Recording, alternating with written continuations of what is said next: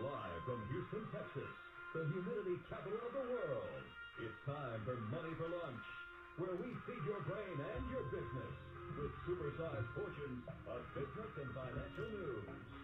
Now your host, Bert Martinez. Hey guys, man, it is Monday already. I always like to refer Monday as the best day of the week. It's a new start for all of us. Hopefully everybody had some great rest this weekend. A lot of interesting stuff happening. Hey, my next guest is one of our latest contributors, Francis Jackson. He's an attorney who specializes in disability law for those seeking veterans disability benefits and Social Security disability benefits. A founding partner of Jackson and MacNichol, he has been featured on NBC, CBS, ABC, Fox News Network, affiliates around the country. He most recently appeared as a guest on Ben Glass on the Consumer Advocate show discussing benefits for veterans and Social Security disability benefits and how his practice allows him to make a difference in the lives of people facing disability. I want to welcome, like I said, our latest contributor, Francis Jackson. Welcome back to Money for Lunch. Thanks, Bert. Always a pleasure. Absolutely. All right, so you know what? Walk me through this. How do veterans or Vietnam veterans apply for disability benefits today? Well, the process is actually the same for all vets, even though we're talking about Vietnam vets in particular today. But what they do is to make a written application to the VA, or they can now do it online through the VA's website in most places. But for some people who are really very severely disabled, they can have a third party, such as their congressman, for example, send in something in writing, putting the VA on notice that this person wants to make a claim. Once the VA has something in writing saying that a veteran wants to make a claim, it's their obligation to follow that up, get the forms to them, and generally try to help them get that claim in. Wow, interesting. I didn't know that. Well, let me ask you this. Let's talk about combat. Do Vietnam-era veterans need to have actually served in combat in Vietnam to be eligible? No, they actually don't. Those who served during the Vietnam era, who have a general discharge under honorable conditions or an honorable discharge, can apply even if they never actually served in Vietnam itself or never saw combat. The broad scope of veterans benefits, and we'll talk about some that are specific to Vietnam in a minute, but the broad scope of veterans benefits are available to anyone who served during the Vietnam era. They can get either service-connected compensation if their injury or illness is directly connected to their service. For example, someone who was in a Jeep accident in Germany never set foot in Vietnam, but was badly injured and now has a more serious disability from that injury, could apply for benefits no problem. And those who served during the Vietnam era and are now disabled, but their particular illness or injury is not connected to service, are still eligible for what's called disability pension with the VA, as long as their income is below the guidelines. Gotcha. All right, well, let me ask you this, because I'm curious on this combat question. Mm-hmm. That was specific to Vietnam era. What about today? Does the same rules apply? You don't have to necessarily serve in combat. Yeah, that rule applies, but the one kind of odd piece about Vietnam is anyone who actually served in Vietnam itself. It's sometimes referred to as boots on the ground, even though it actually applies to Navy folks who were within the country as well. There are a whole host of benefits that are available for specific Agent Orange related diseases that are not generally available to other veterans, because the VA doesn't concede that anyone who wasn't in Vietnam wasn't exposed to Agent Orange, even though there are lots of cases of what appear to be Agent Orange-related diseases experienced by folks who were in the Navy and were offshore, or folks who handled Agent Orange in other areas such as Thailand or even in the States where it was being shipped. But specifically in Vietnam, there are presumptions for things like prostate cancer, ischemic heart disease, and so on that are specific to Vietnam veterans who were exposed to Agent Orange. And Gotcha. Let me ask you this. Let's cover the disability benefits specifically. What types of disability benefits are available to Vietnam veterans? Well, generally, as I touched on a little bit, there are two separate types of disability benefits available. The way it works, Bert, is for those who served in the Vietnam era or any period that the VA recognizes as a period of war, including the current conflict in the Middle East, or World War II, or Korea, any period that they recognize as a period of war, those veterans, as long as they have an honorable discharge or general discharge under honorable conditions, are eligible to get what's called a pension. And simply put, it's a very modest monthly stipend from the VA for anyone who's disabled and doesn't have much income.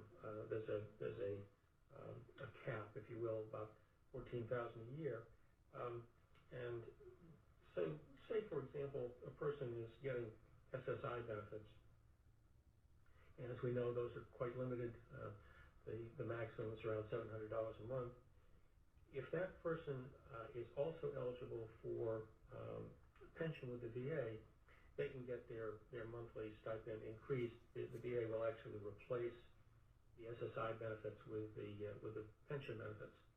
Now, separately from that, there's a more complicated system for compensation for various kinds of disabilities that are service-connected. So for those, obviously, first step is you have to show that the injury or illness that caused the problem was connected to service. But assuming you do that, there's a whole range of benefits. You can have a condition that the VA recognizes was caused by service, but is not really causing any problems right now, and it may be 0% connected if the VA rates it at all.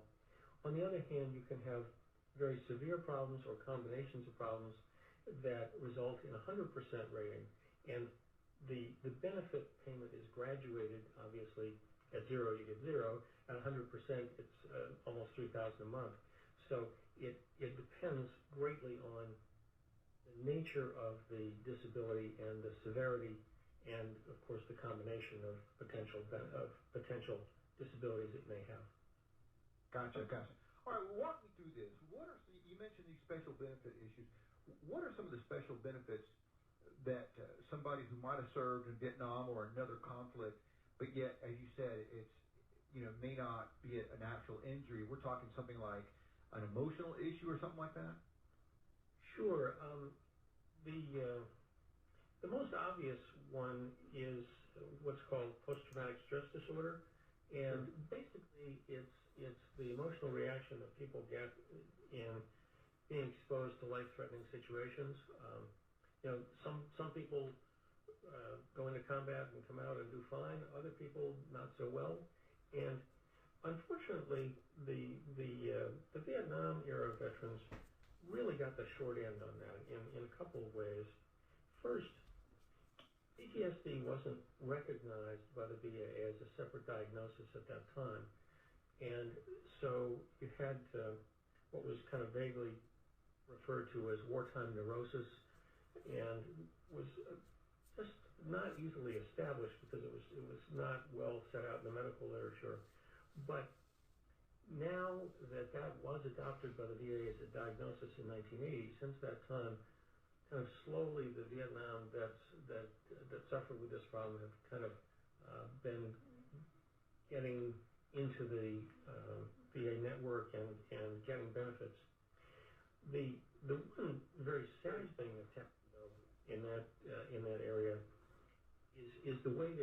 treated in comparison to the current vets? You mentioned the current conflict, and in those situations, before the government gives someone a bad conduct discharge for conduct in the war zone there, they're looking at whether that is a PTSD situation, whether the person's behavior, typically going AWOL or not performing the duties they're assigned, is a result of PTSD. And they never did that with the Vietnam folks. So you have a lot of Vietnam era vets who ended up with undesirable discharges or bad conduct discharges in circumstances where that wouldn't happen now. It's one of those unfortunate anachronisms. But there are certainly a lot of Vietnam veterans who did get at least a general discharge and are now getting benefits for these kinds of emotional problems. Wow. You know what? And I guess it's. I know it's sad for our Vietnam vets who have, kind of what I call the firstborn syndrome. You know, the firstborn sometimes because it is our firstborn that we as parents make a lot of mistakes. Vietnam vets suffered, like you said, they suffered many mistakes that our government made with them. That because of I guess information, education, and people who have been advocates of what happened to the Vietnam vets, that's changed moving forward. And so that's the good news. Bad news is some of our Vietnam vets are still not being treated correctly. It's true, and there's a terrible problem, not only among the current vets, but going back to and including the Vietnam vet group with a very high rate of suicide. The VA is trying to come to grips with that, but there's really an extraordinarily high level of suicide among veterans when you compare them to the general population. It's, as you say, it's an education issue for the VA and the services. They're doing a better job currently than they were of dealing with trauma as people are in the service and as they leave the service, but it's unfortunately still far from perfect. And the suicide problem is practically epidemic. Sure, absolutely. Hey, Francis Jackson, we're out of time. Just great insight. I'm so grateful that you brought in this thing about the Vietnam veterans, because sometimes, they are forgotten. They're forgotten. Guys, if you need some help with your either Social Security disability or you have questions about your veterans benefits, check out Francis Jackson. You can check him out at Jackson-MacNichol. That's MacNichol.com. Francis Jackson, thank you so much for stopping by. My pleasure, Bert. Talk to you next time. Tune in Monday through Friday here on Money for Lunch. And check out our website at moneyforlunch.com.